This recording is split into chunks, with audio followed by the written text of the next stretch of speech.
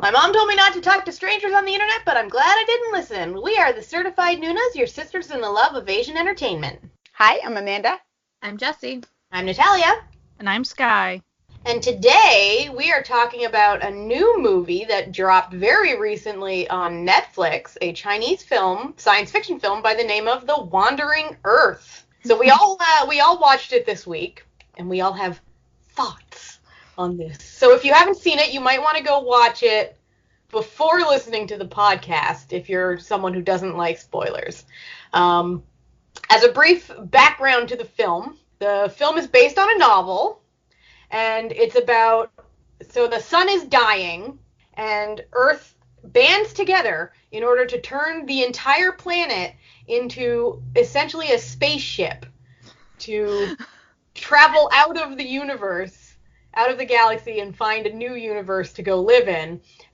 But they make a navigational error, let's say, and fly too close to Jupiter. And Jupiter's going to suck them in, so they have to figure out a way to escape Jupiter's orbit, essentially, is the plot of this film, which sounds ridiculous, but let's be honest, it's no more ridiculous than any other science fiction movie, so... It's science fiction, right? Yeah. Like, you have to come Like, up with something crazy. Yeah, and the point of science fiction isn't even to be like, yeah, the Earth's a spaceship. What's important is that it's human interaction in an inhuman situation. Mm-hmm. So this all works fine in that sense. It's very imagine if, and then how do people react to that? Yeah. It's like zombies. Like, that doesn't have to, a zombie film doesn't have to be based on good science. No. The idea is, what do people do to get away from them around this? How do people band together or turn against each other? Mm-hmm. And it's the same sort of thing in a disaster science fiction, right? Like, how do people come together or get driven apart?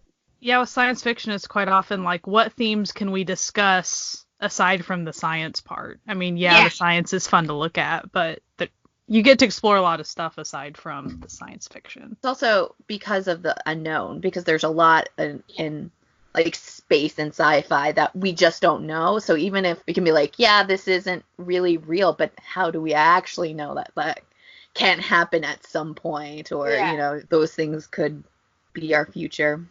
What I liked about this, though, is that it didn't go, like, taken out of context, the concept is so ridiculous, but when they're actually showing it in practice in the film, and, like, all of, like, the vehicles they have, and all of, the different science fiction elements all work very nicely and feel very grounded and real in this world that they've created. Mm-hmm. So the world building of this fictional Earth I thought it was quite good. I felt like, though they had a little bit at the beginning that explained a few things, what I liked about the different vehicles or the different science elements, there was no point in the movie that I felt like we were bogged down in that. Even the plan, there are various plans that they had to come up with to execute. It was like, on the spot, this is what we're doing, boom, we're doing it. It wasn't, let's talk about this vehicle, let's worry about the mission for like 20 minutes and discuss it and argue about it. It was very much like, we don't have time, this is what we're doing, because they were running out of time, and it was nice because that did ground everything. It wasn't like, hey, look at the cool rover thing. They didn't need to describe it to each other because this was their lives. Yeah. And I like it when they don't do that, because you can learn from context what things are, and by like small interactions, like you sort of learn about, the thingy that he drives, like when he's like, okay, as Grandpa said, you gotta like, slow touch, like, gentle hands, heavy foot, and then like you see him, fuck it up. So like you see how like all of like everything works together, and through like small interactions you see how like the society works, like when he's going to like get the thermal suit from the underworld gangster guy, and then like the prison guards and everything. You see how everything works without having to be explained how everything works, which is good.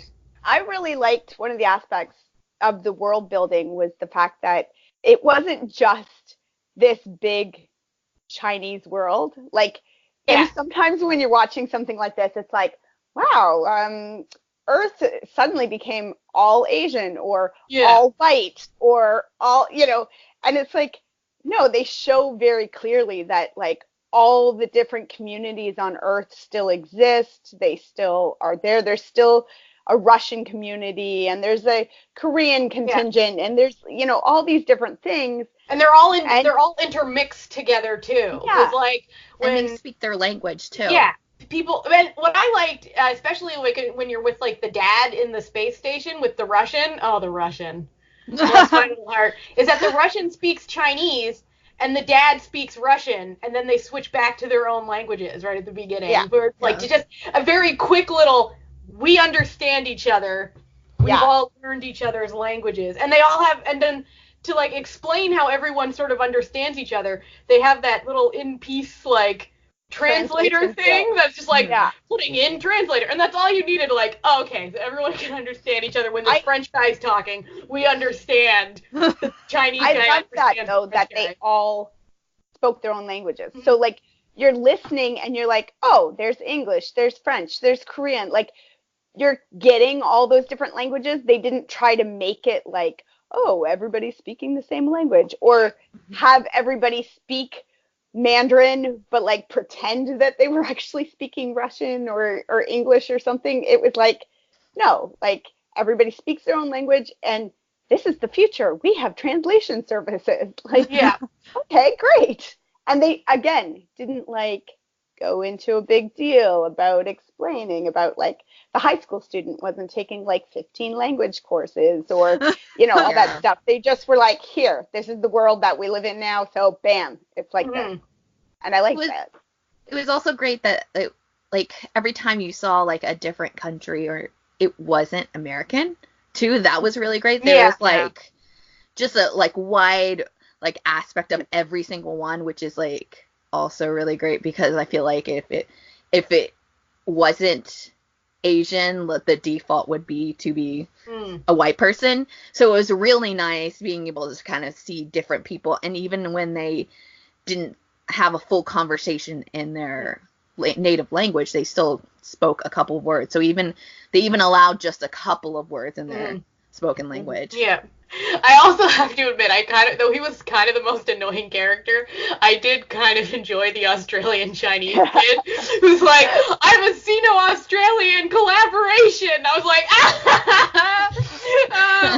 I'm full Chinese. Like, why do you have a white person or whatever? Why do you have a foreigner? And he's like, I'm not a foreigner. I'm Chinese. And people are like, my okay, mom's son. Chinese and my dad's Australian. Hello. When they peeked at the South Korean contingent just for like 2 seconds, what I appreciated about that, I thought about a little bit. I was surprised it wasn't North Korean. Like, it was very definitely a South Korean flag and stuff. I was like, Chinese. They chose to not go the North Korean route with that. I was kind of intrigued. Well, they probably got away with it, is the expression I'm gonna use. Because since it was so short, it probably passed by the censors without anyone noticing. And maybe it might be more difficult to include North Korean stuff, actually. Yeah. Probably more rules. It's like, to be honest, in this world, North Korea wouldn't exist as North Korea anymore. It's true. Yeah. In the world building that exists, North Korea doesn't have a place to exist because it just wouldn't make any sense in the context of this world that they've built. Yeah, especially because it wasn't everybody who got to survive. There was like a lotto system of the people who got to go, underneath and be there when they like decided to take Earth out of orbit. So like everybody already has like a percentage of their population already gone, just in general. What I also liked is they didn't focus on that too much. I mean, they explained it a little bit and then they moved on. It's not that we had to see all of the grief of that. No. Yeah, we didn't need to have 20 minutes of the movie. Yeah, you only needed to see one person's grief of it, which was the main character losing his mother, to understand all of the grief of it. Because we don't need, that's not the point of the story, wasn't depression. Yeah. It also translated a lot, like it helped kind of grasp the like situation that they're in, and like these are the things that just have to be like it's either that or every single person dies. So Right. Yeah. there's like we can't stop to think about that because there's just no other option. Mm. Yeah. The sort of thought the memory montage of that, like the grandfather had of adopting the granddaughter, like Oh. of that big, being in the rescue services and how, stuff went bad when they started moving out of orbit and there were tsunamis and he rescued this baby. And again, like it was a short scene, but it shows you some of that grief, like you were saying, some of the disaster, some of that backstory without it being the focus, without that being what the whole movie is about. And it's like, that's sad. And now we have to run again because stuff is happening and things are exploding and let's get moving. Yeah. So it was nice that they never hung out too long in the grief, in the disaster. It was like, well, they didn't. They had a ticking keep time bomb. They had a timeline they needed to follow. Yeah. They don't have time to be in grief. They gotta go. They gotta go, or they're screwed. So. And time had also passed quite a bit too. So Yeah. there was the distance of 17 years or whatever. So that added to it. What I find interesting in sort of a suspicious sort of way is that this was like a very big popular movie in China. So Netflix buys the rights, and then you would think that they would then be like, woo, look at this movie we got. Nothing. Didn't hear a peep about it. I was searching for it. It wasn't even the first, like, suspicious. The only way I could actually find it with English is if I put wand. I had to put literally WAND, and that's when it came up. But if you started to fill in the rest of the world, it's not there. Like, you just could not put it in. I think that's really suspicious. It's suspicious. Especially since it was very good. Mm-hmm. So good. Like, you would It's think very well done. This is the sort of like movie that a lot of people would enjoy. Mm-hmm. Oh yeah. I'm very big on Netflix, I could see. Because, like, they put up sci-fi movies all the time that are Netflix originals or whatever that are quite good, and, like, I always enjoy them, and they have, like, cross-appeal. Because science fiction is sort of a genre that has a lot of appeal to a lot of different people.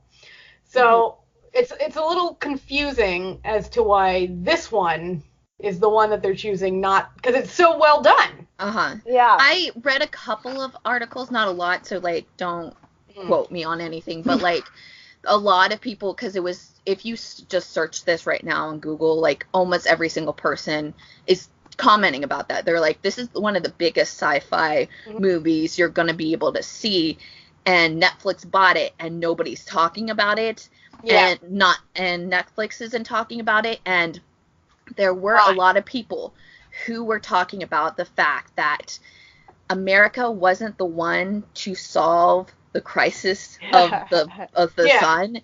It was every other country, and like specifically China in the movie, and they could see where that might influence some people's like opinions on them.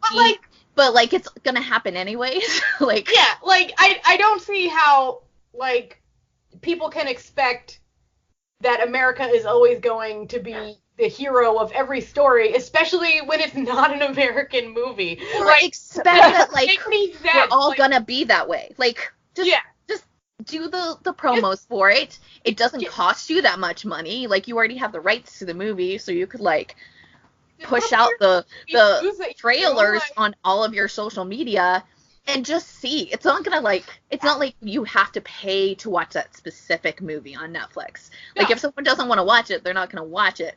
But if they don't know it's there, how do you know that they're not gonna want to watch it?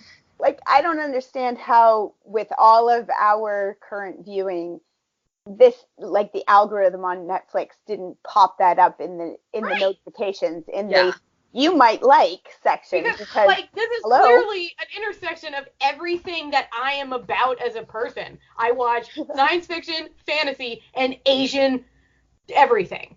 So this literally has everything that I'm looking for in a show or a movie, and it's not being recommended. So if there's something that should have popped up as that main trailer at the top of Netflix for you, it should have been this movie. Mm-hmm. Especially based on the popularity of it. It's not like it was this tiny nothing movie. It was huge.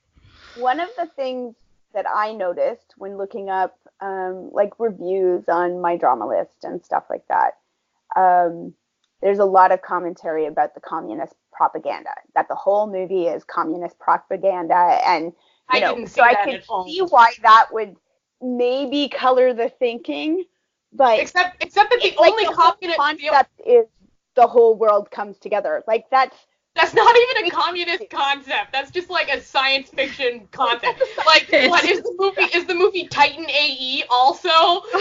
Yeah, this movie was very formulaic. Like, you knew what was going to happen. You knew that the death was going to happen in the middle of the movie. You knew, like, who was going to die. Like, it was very easy to track this movie because it was, like, every other sci-fi movie. Science fiction disaster movie. Like, but you know what? The only time that I encountered communist propaganda in this film was reading reviews of this film, in which the reviews seemed suspiciously pro-China. Not in oh, Chinese cinema is great, but in China is the greatest country in the world and all other countries are terrible compared to China. And I'm like, that's not what this movie's about. This review, come on now.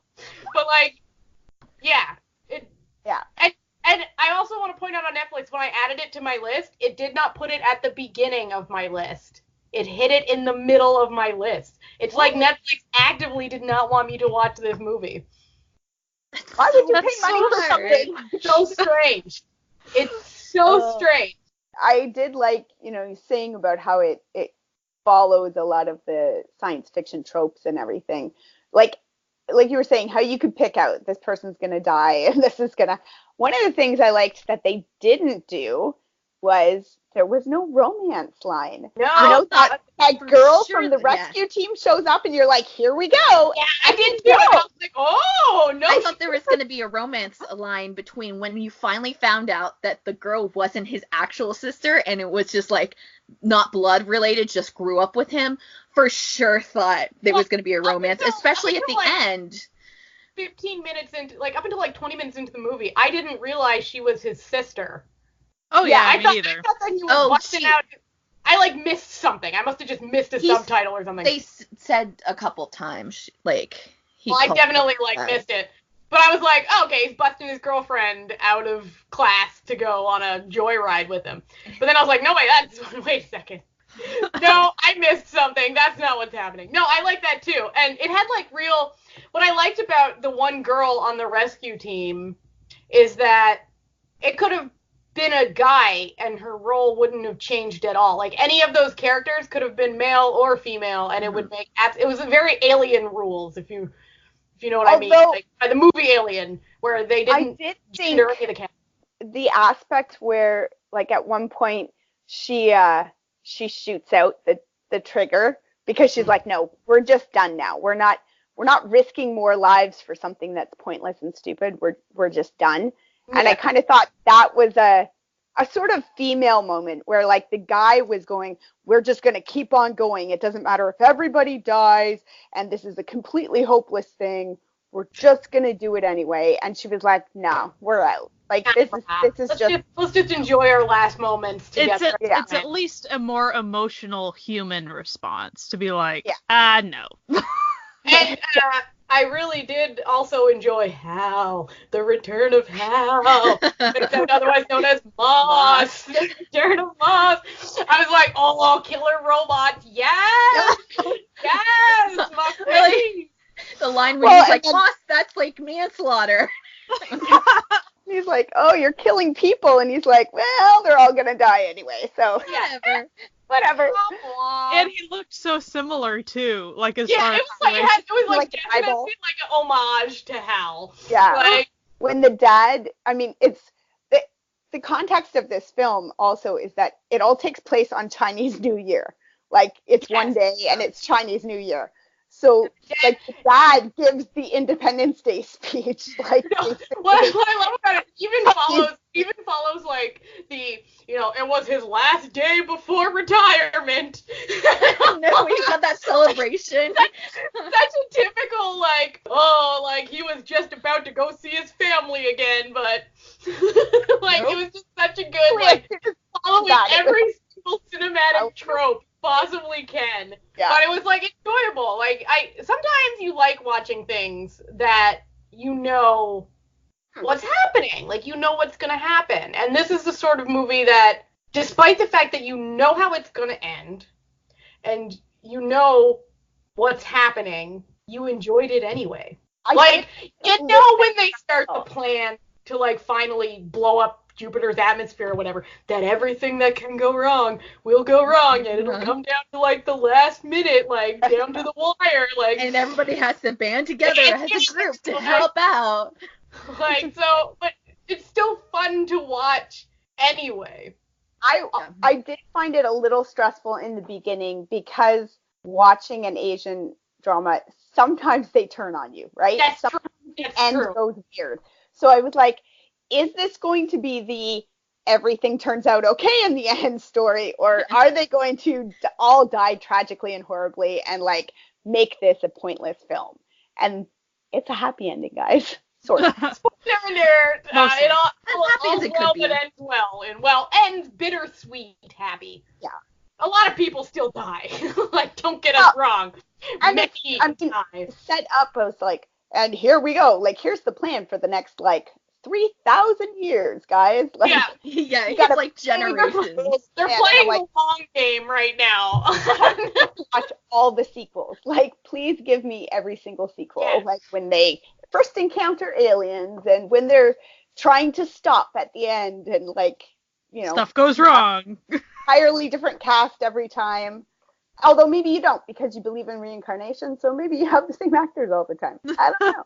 I would watch 5 more of these, at various stages in their 3,000-year journey. I wish I'd gotten to see it in theaters, because there's a lot of the graphics on it that just kind of demand that viewing of it. So that was kind of the not fun part about it, only being able to see it on Netflix.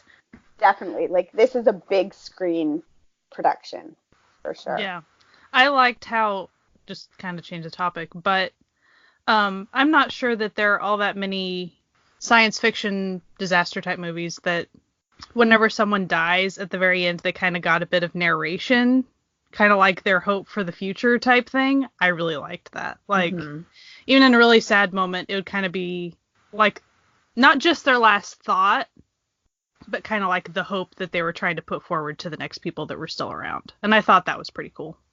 I did like that, that was kind of the perspective. There was I guess if you want to go into communist propaganda, that whole concept of the whole over the individual is very prevalent throughout this. The idea, when the 2 astronauts are talking, they're it doesn't even matter if we die. If we save them, our children are on the planet. If we save the planet, it's fine because we go on through them. And there's very much that perspective. The grandfather is as long as you look after your sister, I've done my job. And the dad's as long as you guys go on, I've done my job. And just repeatedly throughout, there's that aspect of the guy in charge of the rescue mission. As long as you guys, get this done, I got my job done. That was the point. Whether I'm alive or not at the end doesn't matter, because everybody else has a shot at living. Also, the kid who played the main character, what a cutie. What a little cutie. So cute. This is one of Finch's little face. So cute. He filled me with a strange motherly love for him. That's when he just needed a hug. That kid just needed a hug that whole movie. I know. He just needed a hug. He was having the worst day ever. Needed a hug. Yep. He kind of just got forced into it. He's just, he just wanted to just roam around and just steal things. He just wanted to show his sister the surface. Feel a little bit of freedom. He knew his dad was coming home soon, finally, and he had it was his last only has memories of him when he was really young. And then things just happened. Yeah. What I liked about his character is that there's like a point where he could give up.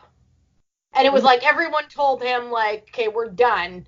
And then despite the fact that he seems like a disaffected youth the whole time, in that moment he's like, nah, son. Put this friggin' my grandpa just died. We might all die. I'm never gonna see my dad again, even though I hated him, but like I didn't really hate him. You know, like it was like hating his dad, but he missed his dad really. And then he's like, nah, gonna put that car key pass thing in, and we're just gonna fucking go. We're just gonna do what we can, even if everyone tells us to stop.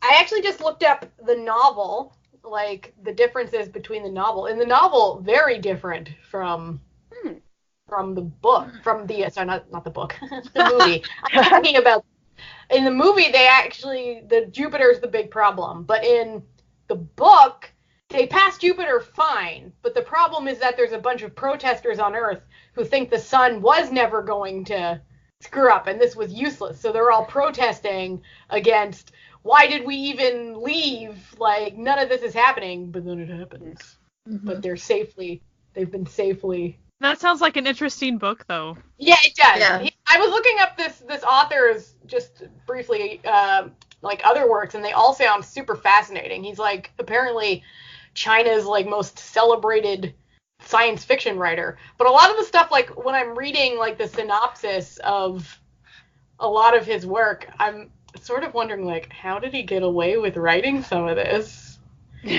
Win awards. Like, in his most famous book series is a trilogy called The Three-Body Problem. Well, it's called The Remembrance of Earth's Past, but, like, the most famous one is the first one called The Three-Body Problem, so it's often called that. And the book literally starts out with his father being beaten to death by the Chinese government and him being forced to join, like, a labor camp in Mongolia, and... Ooh, and then she writes a book of policy suggestions, and she gets charged with sedition and betrayed by a journalist who's working for the government. I'm just like, whoa, how did he get away with it? This guy's got balls. That sounds like the opposite of communist propaganda. I know. It makes you think about probably how much they had to workshop this original novel for The Wandering Earth. Like, well, this is his other novel. I know, but I'm talking about if the other one was centered on protesters and all this other stuff. Think about all the things that they had to retool in order to make it exciting. And try to keep some of the spirit probably similar, hopefully. Mm-hmm. But yeah, that's pretty interesting. So yeah, the people that are way about it being communist propaganda. And maybe, I mean, the movie maybe more so than the book, because they had to, like you said, like retool and stuff in order to maybe get past some censors, right? Like having protesting against the government be your thing seems a little much, maybe. I like the Jupiter plot line. It's, again, the science might not be good, but the visuals were great. Yeah. I liked it. I mean, enjoyed it. It's not real, so, like... Yeah. It's not hard to suspend your disbelief on it that that's what's happening and just, like, watch the movie for entertainment, because that's what the movie was made for. Like, it's not like a manual for to teach in schools. Also, I think there were things that had a little bit of a Western twist on it, in my opinion, like the fact that even though the astronaut dad character, you know, of course, sacrificed himself, yada yada, he very purposefully made sure that all of his crewmates that were still in hibernation weren't involved in that. Yeah. Mm-hmm. Yeah, it was a very individualistic choice, and he even gave, like, his Russian buddy the opportunity to, like, not be involved, and the Russian guy was like, fuck no, I'm in this with you, friend. Like, the Three Musketeers rules. We've been doing this for 15 years. We're gonna finish it. So I thought that was really interesting, like, because I think if you stayed in that very squarely Eastern mindset of they would have been fine just sacrificing the entire crew of the space station. But, Yeah. they Well, didn't I do mean, that.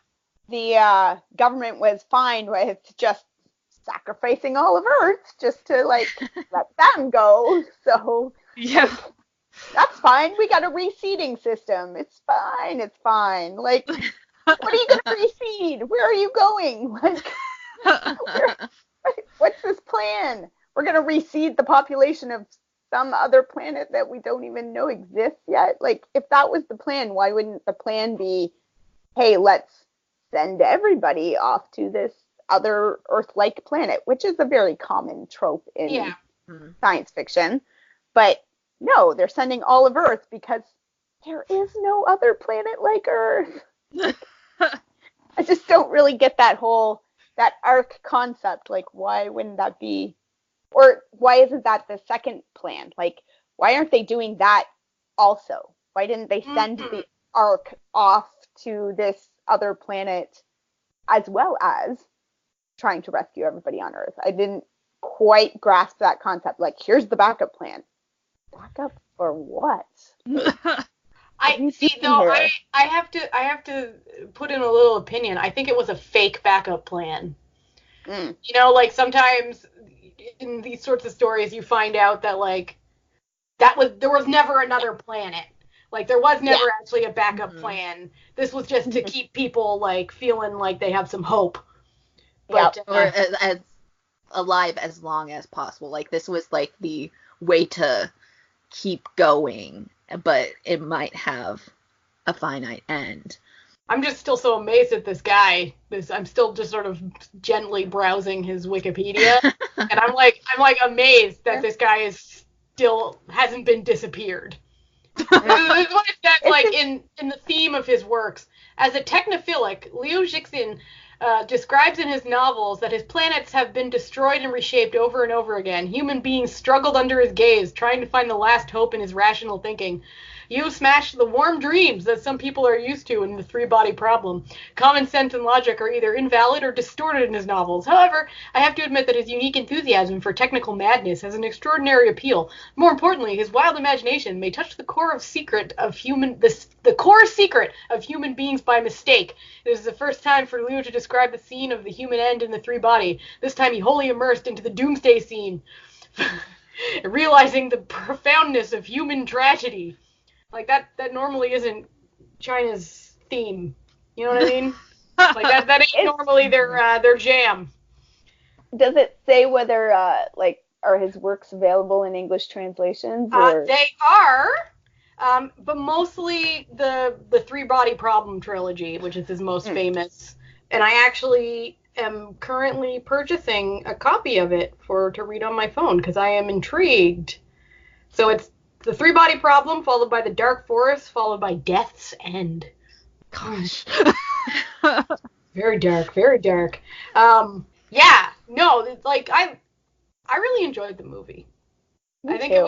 it was fun. It was a fun but sad, profound little movie. It's I'm a solid gonna, sci-fi movie.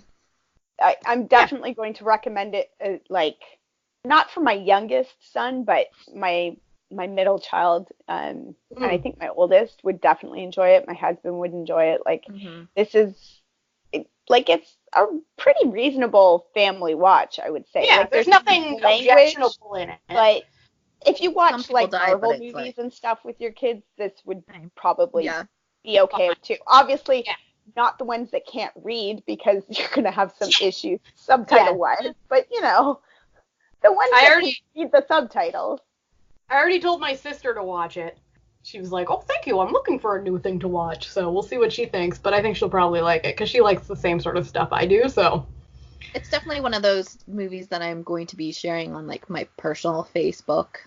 Yeah. Because I think a lot of people will like it, and especially the knowledge of Netflix not really pushing it, and if you aren't, we knew before it even was, gonna come out that it was gonna be there, but we're in a little niche that would know that, and maybe you might know it if you're a super heavy sci-fi fan, but for those people, that big group in the middle that won't know it, Like, Yeah. someone needs to guide them, because I do feel like a lot of people would really enjoy this movie. Like, it just seems like everybody's gonna enjoy it if you like this type of, like, disaster sci-fi movie. Like, Yeah. it's like a pretty legit movie that, like, everybody could watch, on the weekends.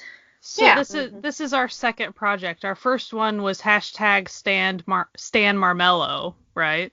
And so Yeah. this one is hashtag Watch Wandering Earth. Yeah. Yeah. Stop sleeping on things that aren't in English. Yeah. I guess it's so confusing. But another thing that I saw in reviews, which I did not see reflected in the film, was people saying that the CGI was bad. And I was like, in really what awesome. world? I thought it was great. Like, I there was was like, watching and thinking that, like, while watching, thinking, wow, the special effects in this are really good. Until, and, like, there was one that I went, meh. yeah, right at But, the end. like- Right at the end, there was like just a little, but like I thought it was really well done. Like just as good Very. as like any sci-fi thing you'd see here. Yep. I don't know. People be tripping. They have like Right. expectations that are way too high. Yeah, people should not expect any romance either. Like, if that's No, for some there reason ain't, people there see ain't, there ain't even a touch of romance. There's love, but it's like fatherly love, Yes. and the love of, like, Familial let's humanity. keep on. Yes, Yeah. familial love, friendship, found family, Yeah. that sort of thing. I like that, like, at the end, you see, like, a growth arc with with Tim, the dorky white guy. Like, he's, like, selfish in the beginning, but, like, in the end, he's like, well, I'll just jump to my death to save your life.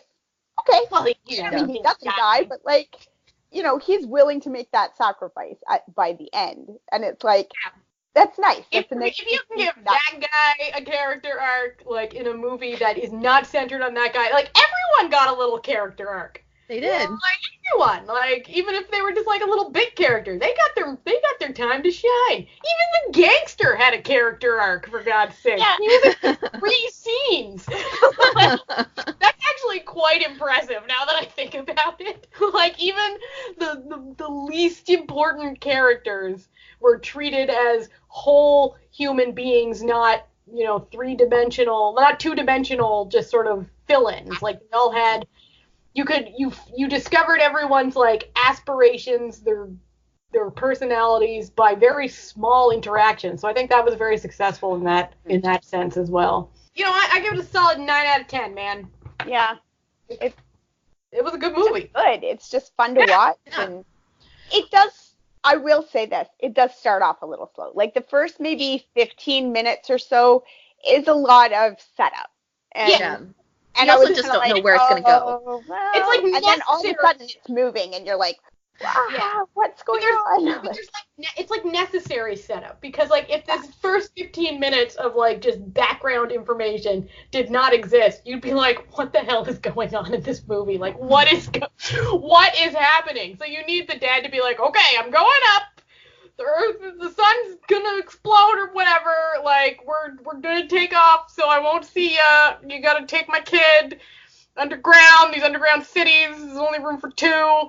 It's gonna be okay. Earth is gonna die, but we're gonna be fine. We're gonna move Earth's governments together. Great. Okay. And then he steals the badge, and then we're off. We're off. We're moving.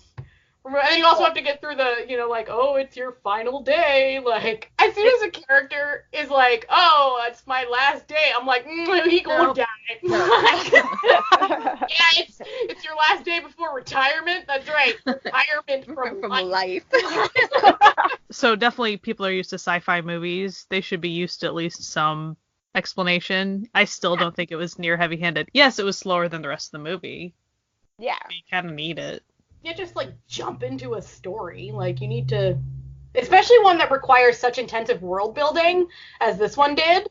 Like, you can't just, it's not like a zombie movie where you can just jump right into the zombies, right? Like, yeah, you can do that in a zombie movie because you don't. I don't even think they usually do that. I think there's usually still a setup with those like movies. still like just like, but like a little short one. But like Like, for example, like Day of the Dead, which was like the first, or Night of the Living Dead, sorry. They just jumped right into zombies. And it was fine because you didn't actually need any world building for that because it's just like, zombies. Okay, we're cool. But in this one you have to because the world is completely different. It's not even like things are happening, but it's still the same Earth. Like, literally everything about what's happening is not what we are experiencing now.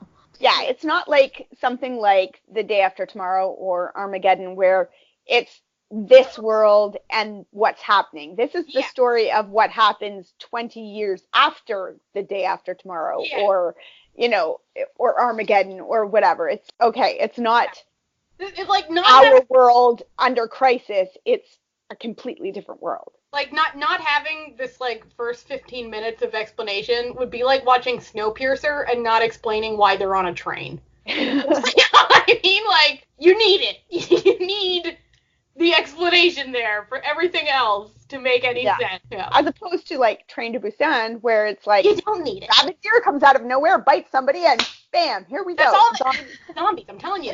I got it. Zombies are so easy. Yeah, zombies are just like, you don't need to explain the why or how of zombies. It's just, they're just there. They exist. Well, and like, you don't need to explain how now. or even why they exist. That doesn't matter. What matters is they want to beat your face. Psychokinesis with, like, the meteorite coming from outer space and, like, poisoning the water for a minute and giving him special powers. That's all you need. It doesn't matter. The science doesn't matter. Where this meteorite came from doesn't matter. It just matters that he has powers now and go. Like, but in this case, the science matters a little.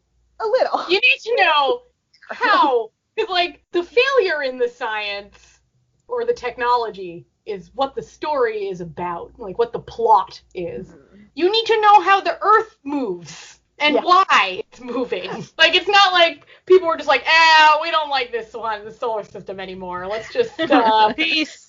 Let's just get back up and go away. I think there is a percentage of people out there that are sci-fi fans that they like the hard science, and I'm not. That's fine. That's great. There's and there could be a whole movie out there where it's hard science and it is just plot as far as, you know, the mechanics of whatever. But no, this is about the people. This is more of a character-driven thing. My thing is, when you see people who say, like, I'm a big science fiction fan, but the science on this is sketchy, and you're like, so is it the science? Are you a sci-fi fan? Like, science doesn't really matter. I love Armageddon, but the science on this one's not good. The science on Armageddon's not great, folks. Like, your racism is showing. Like, strange that you never say this about science fiction films starring white people. Curious. No, like, in science fiction, I think that, like, in most science fiction, it would be fair to say that the science doesn't actually matter. Because it's not about science and technology. It's about people facing the other. People countering the other. And in this case, the other is not other people, but other creatures, other realities, other technology that doesn't exist. So it doesn't matter if the science is actually accurate science. Like, it's not the point of the movie. No, it just matters whether the science is accurate to the world they've created. Like, and I think they did a great job of that. Like, keeping everything in the world working the way it's supposed to. Mm-hmm. It's like if you're writing a fantasy story with wizards or something. How magic works. Magic isn't real. So you can make it work whichever way you want, but it has to work in a consistent manner with itself within your story. You can't just suddenly change rules with things. So as long as if you're, like, in a science fiction thing and the rules of the fake science they've created work, then you're fine. And the rules in this work for this fake world. I think it's going to be a great gateway movie, just like Train to Busan is a great gateway movie for people. Mm-hmm. Yeah, nice when this stuff shows up on Netflix, because then you can be like telling your friends who are not in the Asian drama community to be like, this movie is amazing, you should watch it. Like, without having to send them to sketchy sites or even like Vicky to be like, sign them into your Vicky account. You have Netflix. I know you have Netflix. And you know like 30 people who have Netflix I too that literally could watch it. I don't know a person personally who doesn't have Netflix. It is an excellent science fiction movie.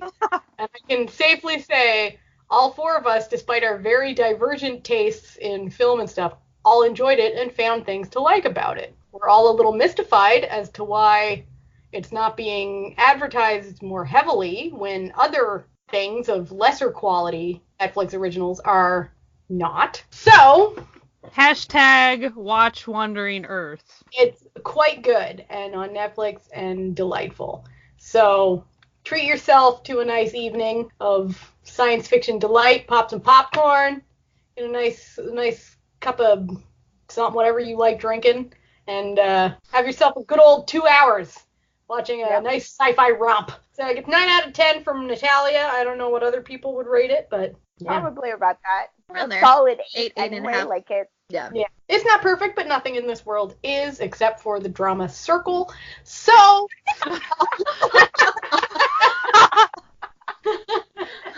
Which you cannot find legally anywhere, so do not ask us. life is cruel, but whatever, it's fine. Well, this has been another exciting and fun episode of the Certified Nunas, where we talked the movie The Wandering Earth, which we all give a recommendation for. If you want to listen to us more, we are now on Stitcher. That's new, and we're on all the places that we're always on, so I won't go through them. We have a coffee now, so if you want to throw us a few bucks to keep us in business, that would be super recommended. We have some fun stuff planned for the future, with extra fun stuff for people who do contribute to the coffee. So there'll be links down below for all of that.